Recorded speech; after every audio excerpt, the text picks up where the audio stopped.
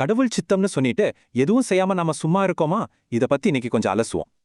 நல்ல விஷயங்களை செய்ய கடவுளோட சிக்னல் கிடைக்கட்டும்னு வெயிட் பண்ணி உங்க நேரத்தை வீணாக்குறீங்களா? இதுக்கு டாக்டர் லிவிங்ஸ்டன் ஒரு சூப்பர் விளக்கம் தர்றாரு.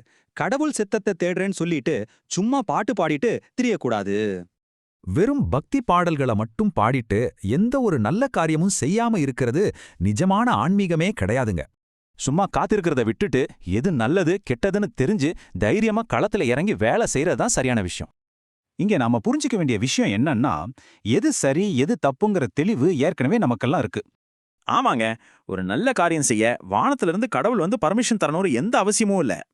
அதனால உங்க மைண்ட் செட்டை மாத்துங்க. மனசாட்சி சொல்றத கேட்டு இப்பவே நல்ல காரியங்களை செய்ய ஆரம்பிங்க. உங்க வாழ்நாள் முழுவதையும் சும்மா தேடிட்டே இருக்காம ஆக்கப்பூர்வமா நல்ல செயல்களை செய்யற ஒரு சூப்பர் பயணமா மாத்துங்க. இப்போ சொல்லுங்க, உங்க லைஃபை சும்மா வெயிட் பண்ணி கழிக்க போறீங்களா இல்ல ஆக்ஷன்ல இறங்கி சாதிக்க போறீங்களா?